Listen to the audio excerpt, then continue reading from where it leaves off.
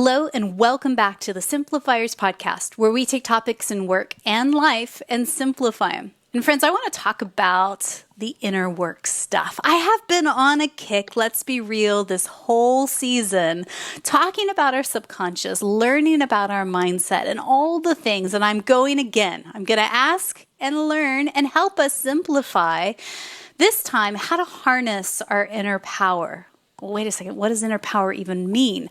That is what our guest is going to tell us all about.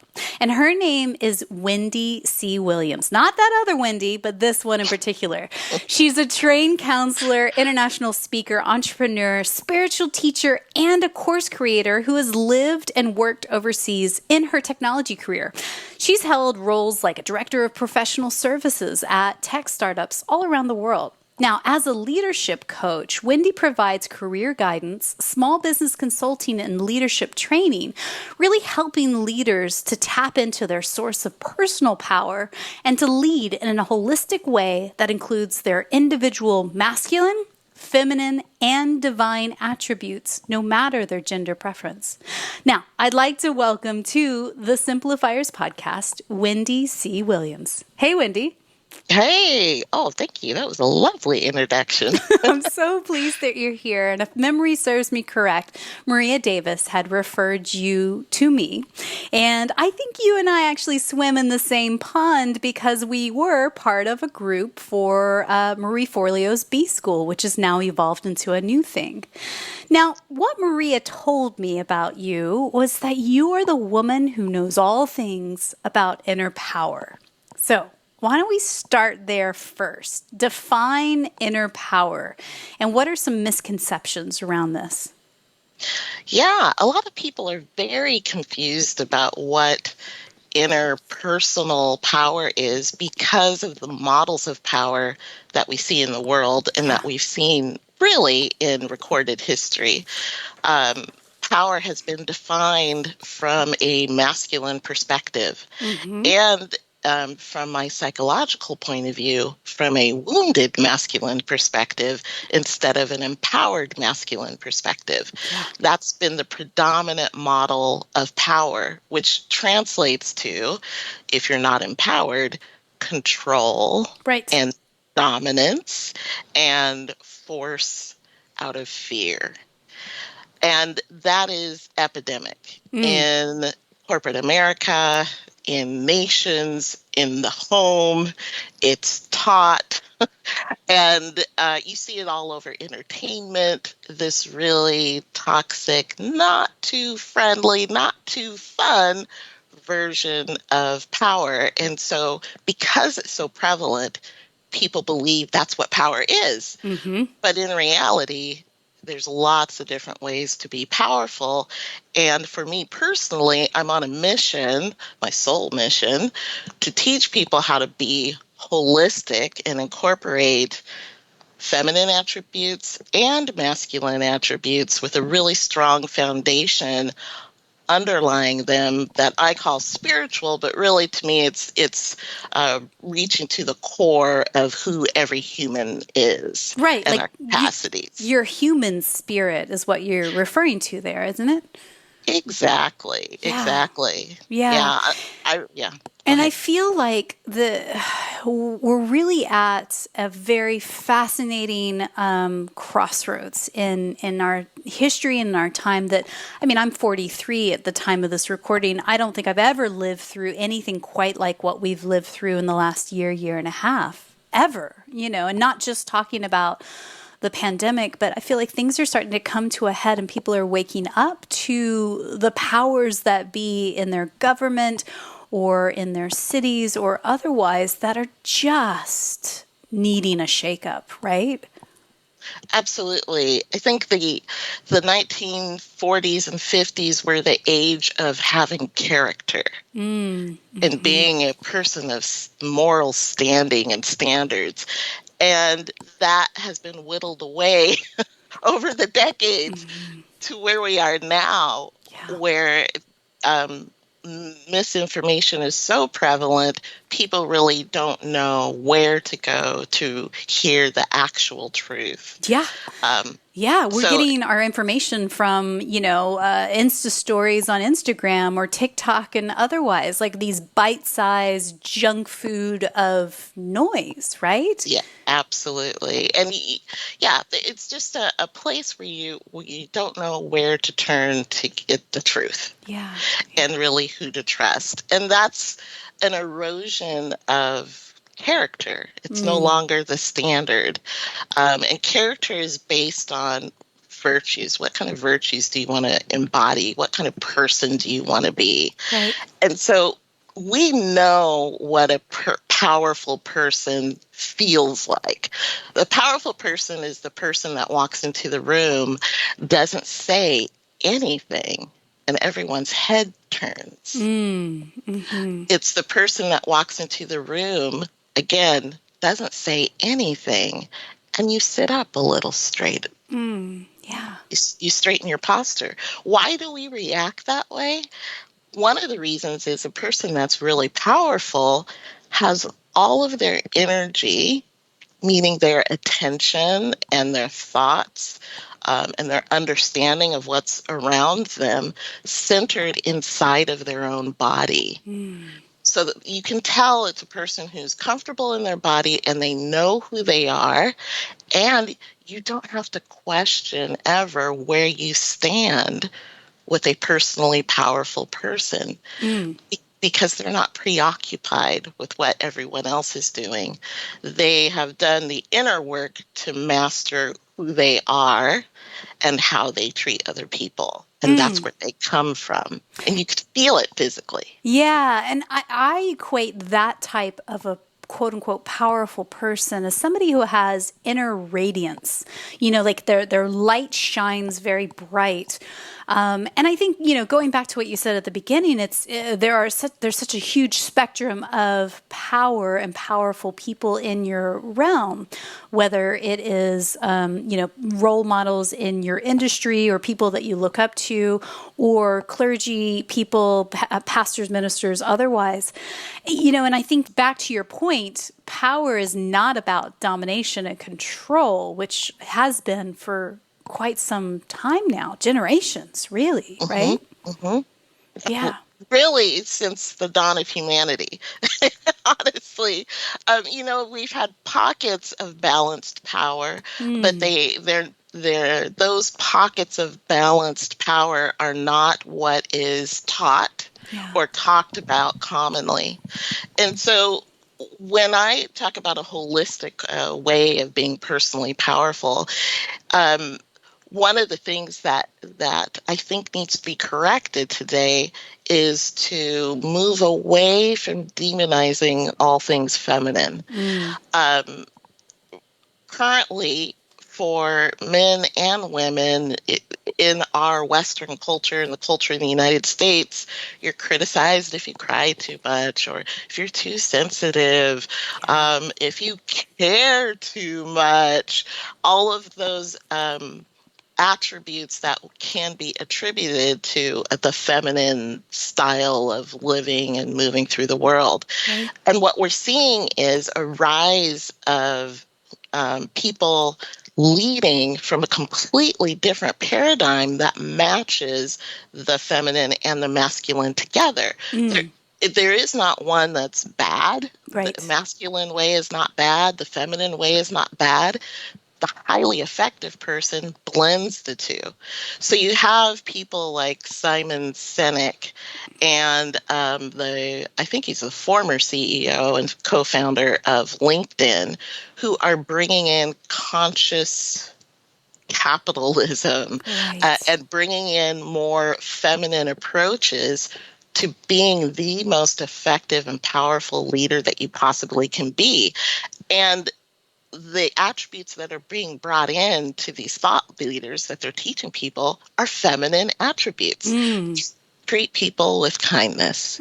imagine, shocking thought, right? Shocking thought. It's kind of like that book, Everything You Need to Learn About Life You Learned in Kindergarten. Right. It's an old book. It's basic.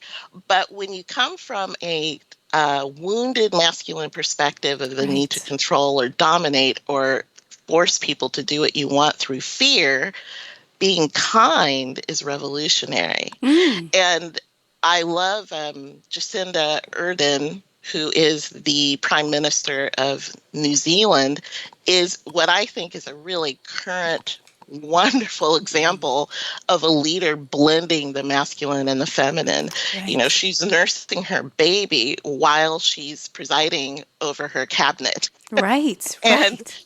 she has said, in today's world, leading with compassion is a revolutionary act, which is speaking exactly what I'm speaking to as well. It Mm. really is a revolutionary act to honor feminine attributes right alongside all of the really positive male attributes, and to know that that is actually a leadership style that's more effective, Mm. helps people be more productive. And when we spend 2/3 of our life at work or commuting back and forth to work, having the workplace a kinder, gentler place that actually appreciates people Yeah. actively, Yep. regularly, and is enjoyable to be there can completely change countless lives. It'll change how a person will behave at home. It'll change how they feel about themselves. And who knows what a person would accomplish when they have some more positive reinforcement in the place where they spend literally most of their time. Totally. It ripples out. The teams become stronger. The output of deliverables to their clients become more stronger and of higher quality. And it's a win-win-win in my mind. Absolutely. And yeah, and I will say this, in order to be personally powerful, you have to regularly exercise the muscle of courage, because Mm. it's a lot of the ways in which you behave if you are a holistic leader are contrary to what's common and what's thought of as the right way to do leadership or management. And so you really have to be brave, Mm-hmm. and you Yeah. have to build emotional resilience, because you will deal with resistance and naysayers and people who are critical. And Yeah. so you have to exercise that muscle of courage on a regular basis. Yeah. And, I think what I hear in all of that is, almost changing the paradigm, and, in essence, deprogramming the patriarchy and things that we have grown up with from little bitty to accept as truths. And so now I feel like there is a coming of age, if you will. It's what people are starting to talk about more than I've ever noticed. And maybe it's just that I'm waking up to it. Maybe people have been talking about it for decades, but truthfully, I feel like we are all starting to get to that place where we're going, that's interesting. That doesn't work anymore. Let's figure out a better way, right? You are really correct when you say you're hearing people talk about it more. Yeah. That's part of the change. People that in the past, and again, I'm speaking specifically to US culture, Yes. people in the past that have been disenfranchised and silenced are no longer staying quiet Right. about what they are living with. And the world has opened up in the US of the discourse that can happen now, Yes. because people are no longer just accepting the negative way of living that they've had to live with, and they're really forcing uncomfortable discussions and helping people to deal with reality as it is, instead of denial and Mm-hmm. thinking things are different than the actual truth. Yeah, 100%. And, it's interesting. I've got a couple of conversations that are going to come up in the podcast in the next couple of weeks and months that really speaks deeply into understanding social change and the patriarchy and how it affects everyone, including white men as well. Like there are so Absolutely. many pieces to it that it's not just one side that needs to hear this and really truly ask the hard questions and do the research and listen and start making those changes. It's bit by bit.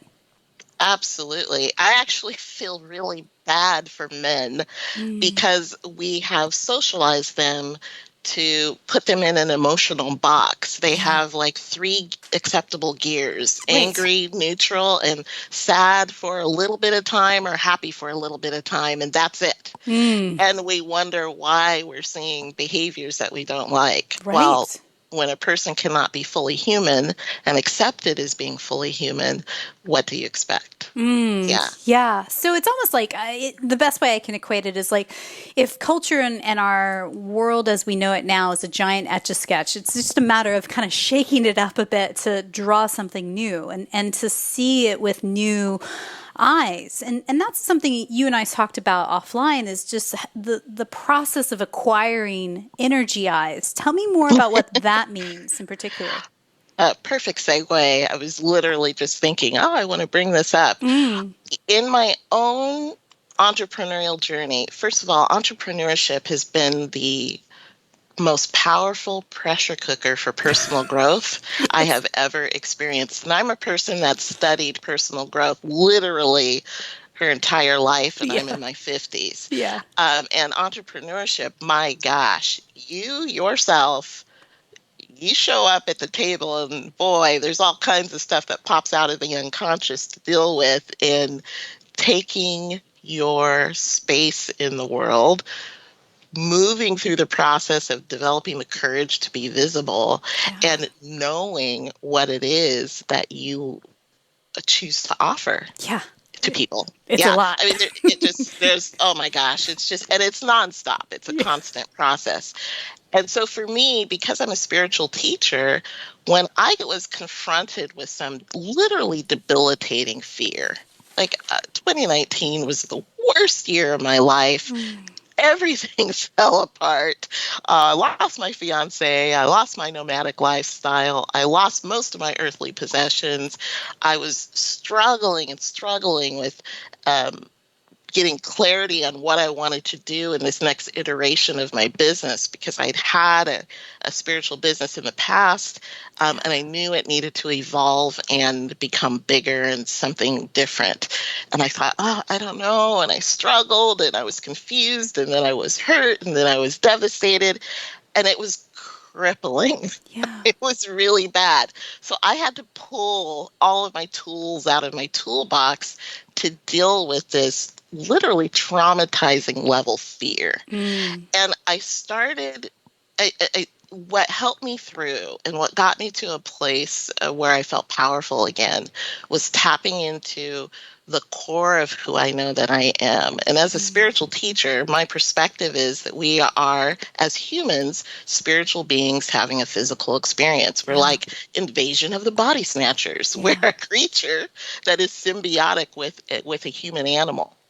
But who we are at our core, in my perspective, is a spiritual, energetic being that is literally immortal and lives by the principles of energy that we know from science. We know that energy cannot be destroyed, it only changes form. And I believe that's true for all humans as well. So at the core and center of us is an immortal, all-powerful being that cannot be harmed, cannot die, and therefore has no fear. And that's who we truly are at our core. So when people learn how to have a relationship with that, with your soul, your core authentic self, you are making friends with your inner guru, the advisor that will always steer you to the path of your greatest fulfillment and your greatest joy, and the perspective that has no fear, that will automatically make you brave, fulfilled, and joyful.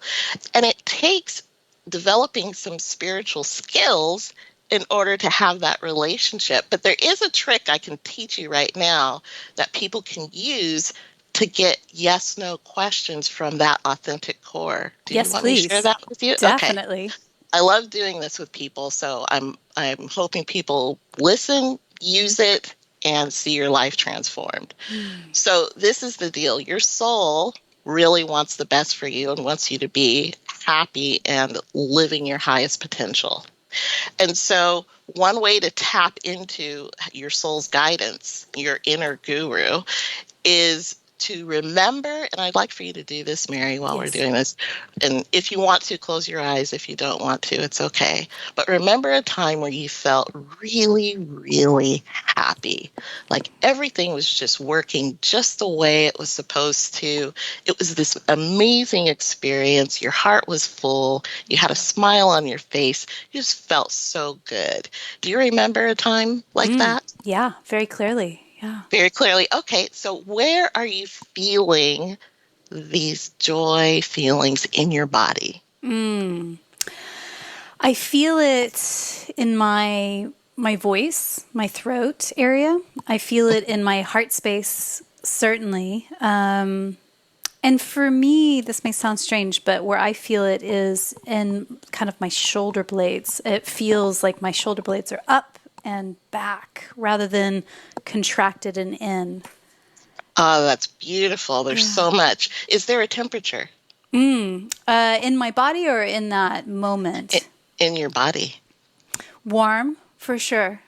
Comfortable. And Not warm as in hot and sticky and gross, but like warm as in more like comfortable a and radiance? definitely a loving radiance for sure. Okay, and you said your posture changed. Your shoulders wanted to go back. So what's the movement of that feeling? It feels like release, and it feels, I don't know, trying to find the right words to describe it, but it just feels like being at home. At home. Oh, Yeah. perfect. By the way, just as a side note, the posture change and that kind of expansiveness in your heart area is you literally connecting with the energetic, I'm going to call it a cord, Yeah. with your soul. Yeah. It's attached in the same area where you felt straightened up. So you're actually energetically describing aligning with your soul on an energetic level. And I love that. So when you are feeling wonderful, you have an inner warmth that radiates from your heart center and your throat, and you change your posture and you feel slightly more expansive and you feel like you've come home, Yeah. right? That is your soul's yes. So that experience, that physical body experience, whenever you are feeling that, you know you are in alignment with the intention of your soul, the part of you that's absolutely fearless and knows what's going to make you the most fulfilled and happy.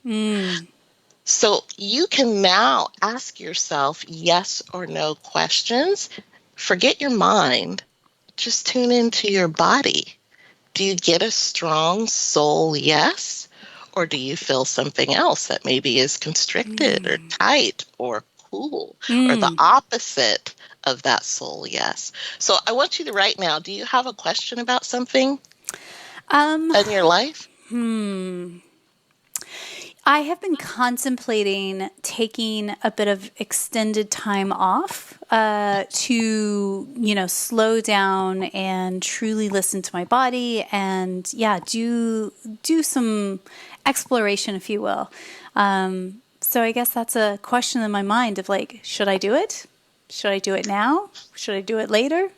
Yeah. Okay, so the yes or no question is, should I take this time off now? Let's say in the next month. Yeah. Okay, so I'd like for you to close your eyes and just ask the question to yourself, should I take this time off, this break in the next month? And then forget your mind and just tune into your physical body. Yep, my physical body says, "Hell yeah! What are you? Why are you even asking this question?" Duh. So your body responds with the sensations. Yeah. The soul, yes, it gets rid of all of the excuses and rationality and all that stuff in the mind, and you get something that you can depend on from your most powerful self, Yeah. Yeah. your inner guidance. There's your PS for life. Now you can ask any yes, no question and get the right answer that bypasses all the excuses. I love that, Wendy. And truly, I hope that anyone that's listening to us right now, take a moment to press pause in your podcast player. Like right now, we'll be there when you come back and do this exercise. Maybe even listen back a minute and listen to Wendy's words as a balm straight to you to see what comes up. Because I feel like this is a conduit in order to tap into that inner power, that deep inner knowing inside of us that we just don't listen to very often, do we? One of the attributes of a truly authentically powerful person is that they trust themselves. Right. And it's really hard to trust yourself when you only use your mind, which has a lot of programming from the outside. And especially for women, we're programmed to question ourselves. And the most competent of us have imposter syndrome and think that we're not enough. Not enough is a disease. So to go through this exercise and be able to start relying on yourself and know that you can rely on yourself builds that inner trust, and naturally your personal power starts to build alongside that. So part of this work then of like understanding and asking that soul's yes, the yes or no questions, is part of how to acquire those energy eyes. Is that it, or is there other things also that are at play here as well? There are a ton of other things. I can tell you that in my early 20s, I began to um, research metaphysical things and learn about the chakras and the aura and using energy. And then I apprenticed with a teacher for about a decade, and then I started teaching myself. And I've taught for, I don't know, about 15 years. I was teaching pretty regularly energy work. And I will say, understanding our spiritual or energetic anatomy and understanding how to work with it will revolutionize all of your relationships and how you see the world. And it will teach you how, that you are way more powerful than you ever realized.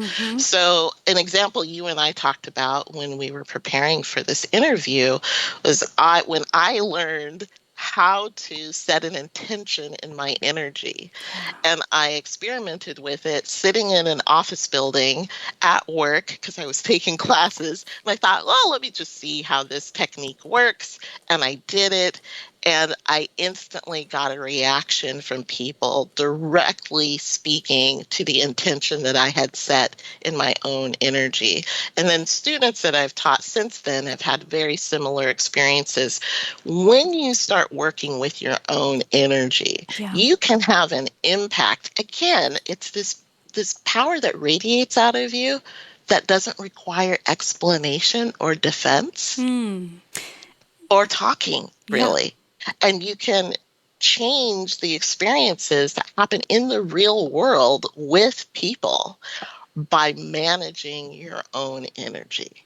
So I want to break that down in a very practical way because I'm so fascinated by this idea. So when you say setting your intention of your energy, is that like your aura as well? Like how you want to show up in a space or at a presentation, let's say, or otherwise? Absolutely. So let me just give you some example of what you can do when you learn to work with your energy anatomy. If a person is feeling sick, like a cold coming on, you can literally fluff your aura and it will prevent you from getting really, really, really sick. So it's a thing that you do in your mind. I also use my hands.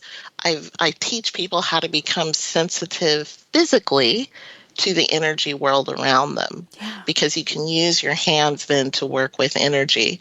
Another example is what I was telling you before. I was being vague, so I'll be specific. I literally hung a sign of course, an imaginary sign. Mm-hmm. And I learned from an author by the name of Sanaya Roman that imagination is the organ of intuition. And your mind sets intentions. And when you set an intention, it actually sets reality into motion. And so, again, that's another level of understanding how powerful we are. So I set an intention by imagining a sign being hung on my aura. Hmm. And the sign I imagined that I hung on my aura was, I am beautiful. And I did it sitting at my desk. I got up, I was walking down the hall, and a person that I used to pass in the hall that would never say anything to me stops me and says, I have to tell you, you look so beautiful today, Wow. which blew my mind that Right. I could literally imagine a word and people around me would pick up the perception. Now, Mm. imagine being able to do this when you go into an interview Mm-hmm. Yeah. Yeah. and you hang a sign. I am the best candidate for the position. Mm-hmm. Yeah. Or imagine if you're about to take the stage and speak at a conference or do a big sales presentation with a client or, walking into a room again. So many people are feeling so nervous about getting in real life at a networking meeting or an event. I could see a lot of Yes. truth in just trying this and see what comes of it. Absolutely. There's Yeah. spiritual tools to make yourself grounded and Yeah. calm when you're feeling nervous. Mm. And again, the energy is very real. Yeah. Even though you're using your imagination to do the work, the effects are physical. Mm. When you learn how to ground your energy and pull your energy in, your attention in from worrying about what your kids were doing or the argument you had with your spouse Right. or the issue you have with a coworker, and you literally just say, I'm pulling all of my attention and energy into my physical body now. Yeah. You become more present. You have that charisma and that magnetism because you're no longer beside yourself. Right. Right. You're fully present. And Right. you most people are scattered. So when you pull in your energy into your physical body, you instantly more powerful in the room because most people are not fully present. I mean, that relates back to what you were saying in the beginning, of that alignment there.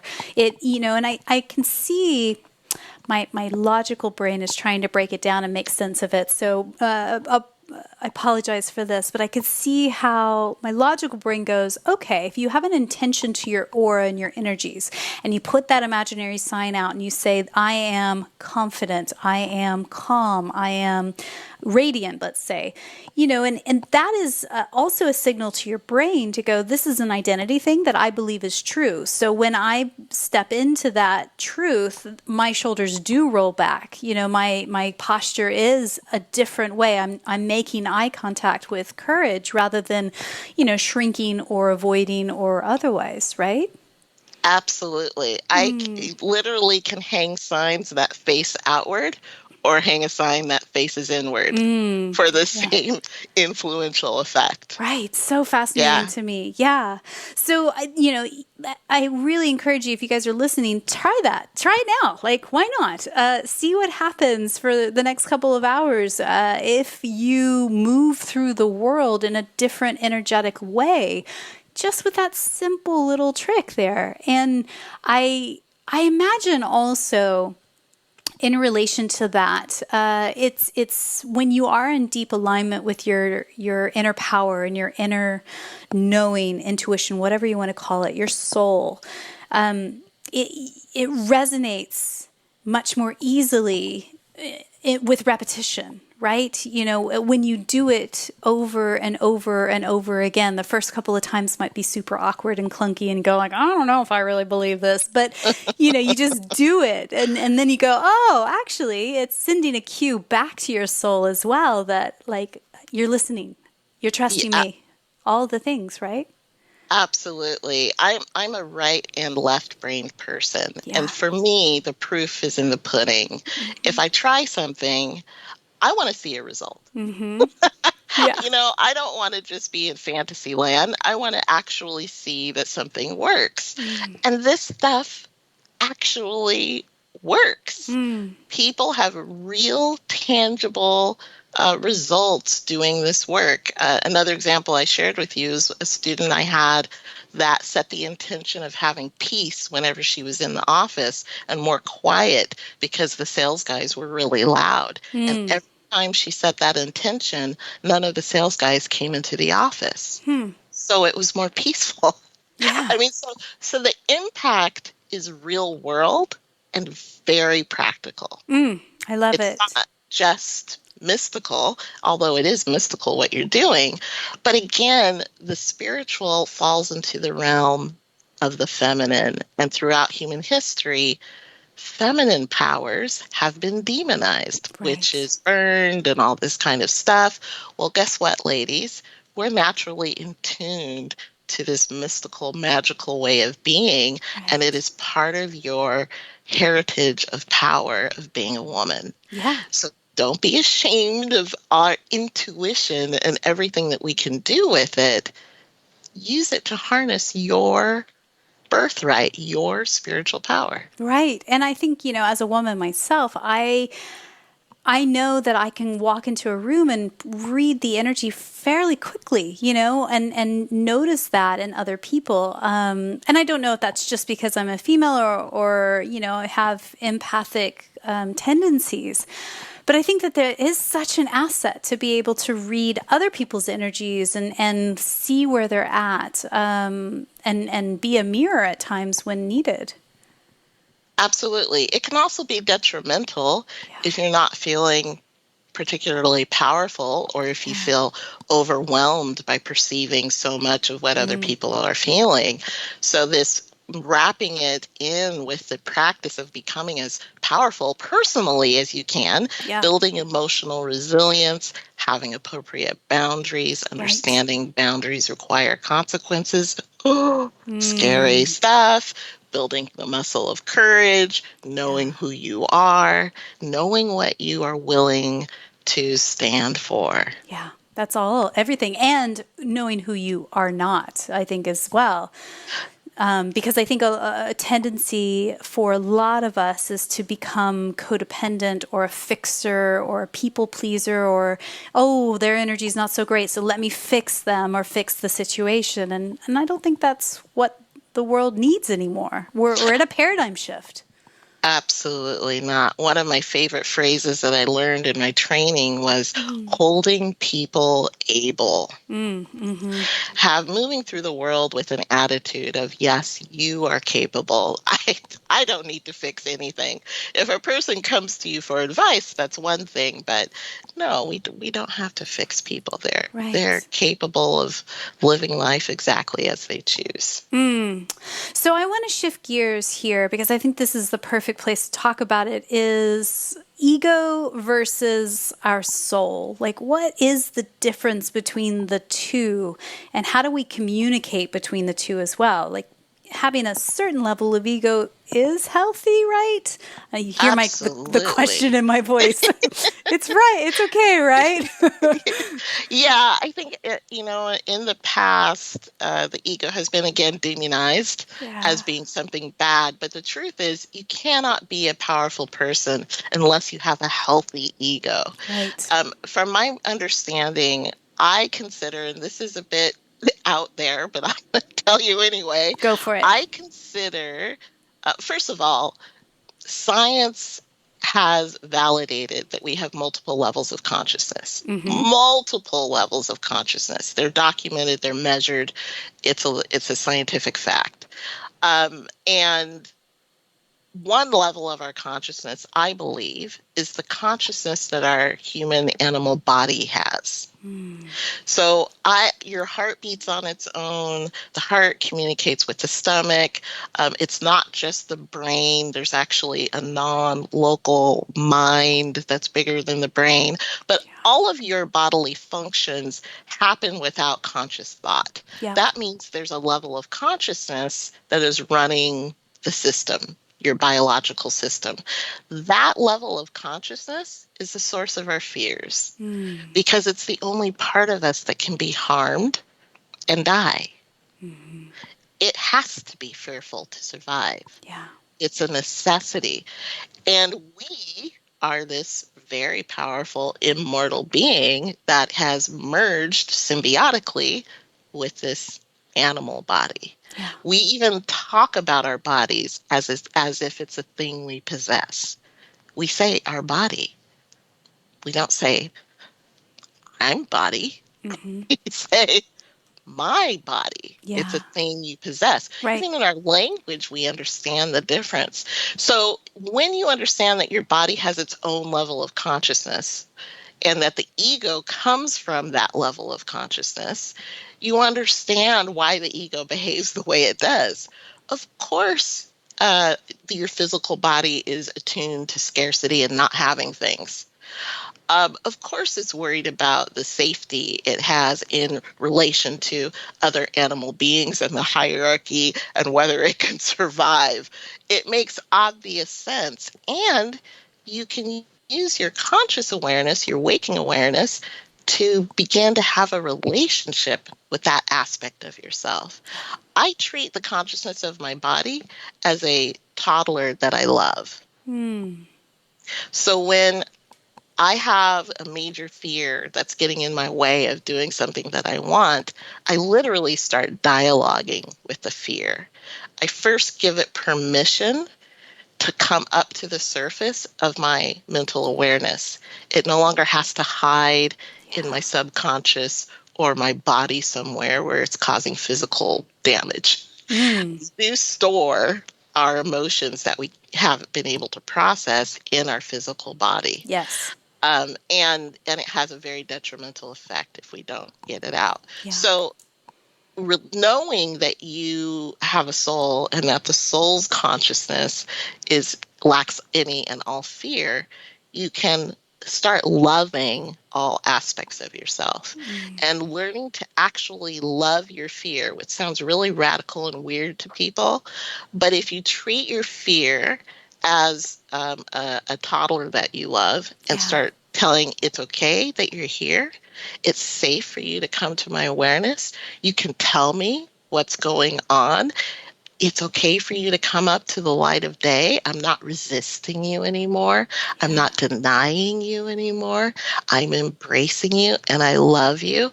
What I found when I started dialoguing internally that way with my traumatizing fears, it told me what it was doing. It's always protecting something. And the more that I dialogued, every time it revealed a part of my personality that it was protecting, standing in front of.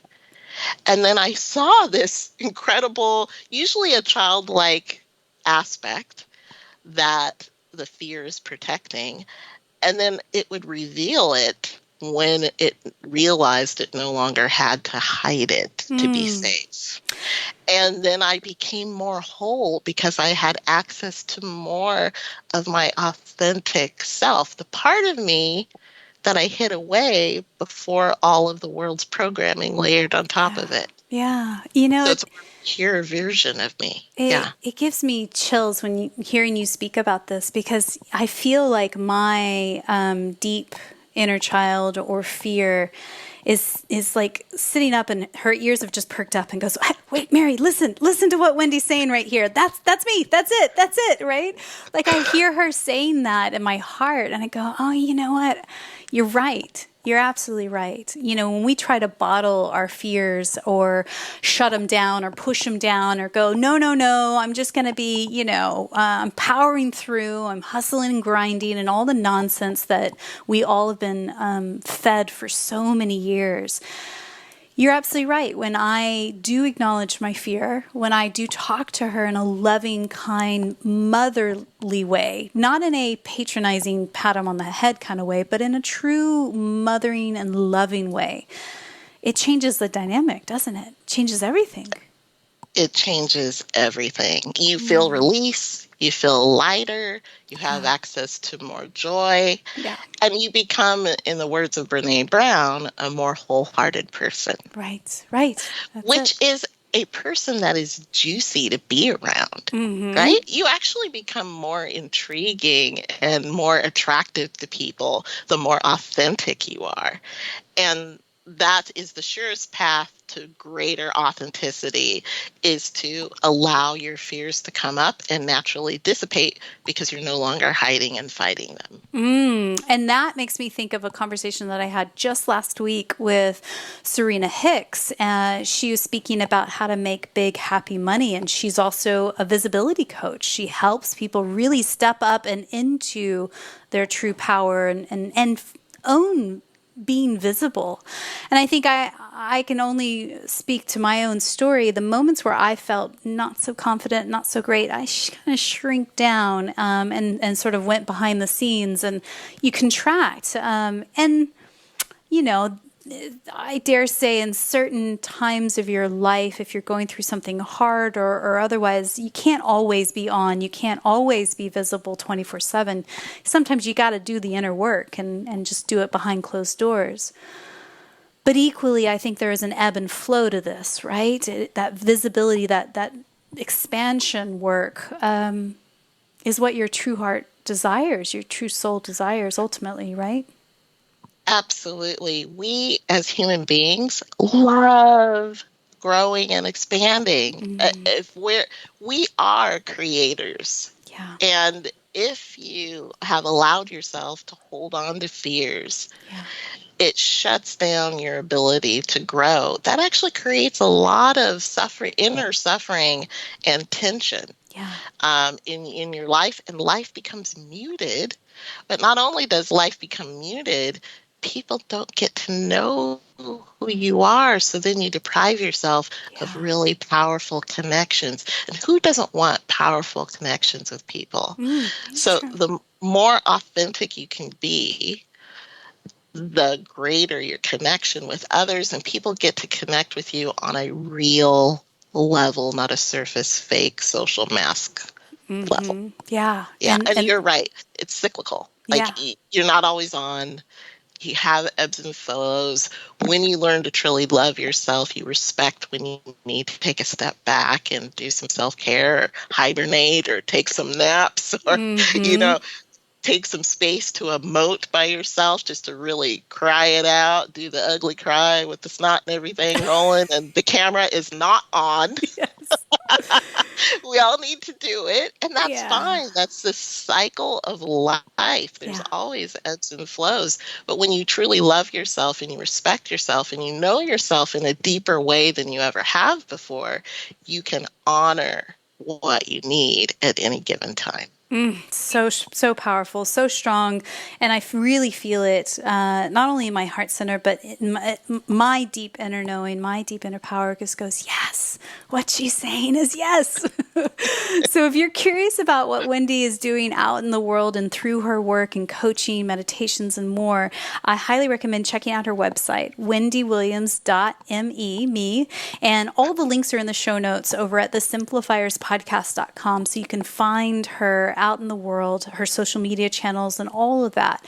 Because I think that this is, again, such a crossroads. We are at a place where the world is reopening, and we as humans are shaking up the Etch-a-Sketch and going, what will the next season of our lives look like? What will my identity be in that? How will I choose to work, or who I work for, or all the things? And then I think on a deeper level, how am I interacting with the world, climate change, and within my city and social change, and really, truly to change culture as we know it in a big, big way.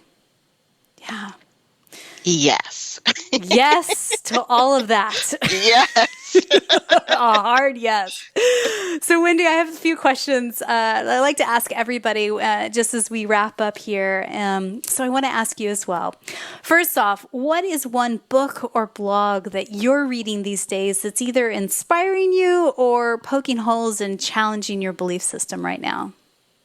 Well, right now I'm rereading and really listening to Daring Greatly by Brene Brown, because I'm stepping up to another level of power in myself. I'm an ever evolving peeling of the onion to Yes. get to my core self. And courage is the name of the game for me right now. And Brene is, she's in the pocket. I love that girl. She's so powerful. Really, truly. I think she is divinely sent down for us right in this generation where we need her the most. Yes. Absolutely. Such a great book. Absolutely. We'll link that up in the show notes if people want to check that out, the simplifierspodcast.com. So tell us, who's one person in your network, somebody that you know personally, that you just feel is up to brilliant things? We could shine a spotlight on them, and who knows, maybe one day we'll have them on the podcast. Well, I immediately think of my friend Anik Ina, and she used to call herself the book doula. I don't think she's doing that anymore, but she's really genius when it comes to helping people identify exactly what they want to write about, if they've decided they wanted to be an author, how to go through the process of completing a book, all the stages, and then getting it published on Amazon. She's brilliant at it. And the way she works with people is really special. She's asked me questions in my process of clarification that I'd never heard anywhere else. And it's kind of magical working with her. And she's a very delightful, very bright soul. She's a bright light. Love her. Yeah, I know her as well. She is a bright light. She is definitely somebody we want to have on the podcast. So we'll link her up in the show notes for people if you guys want to check out her work in the world as well. So I believe gratitude and simplicity go hand in hand. Tell me, what are you grateful for today? To be honest, I'm really grateful for my privilege of living in the United States with all of the issues. I am one of the most privileged people on the planet because I live in the U.S. I have a roof over my head. I have the internet. I have multiple computers. I have a car. And I'm safe. I have food on my table. That is enormous wealth in the context of the world population. And I'm very much aware of that, and I'm very grateful for it.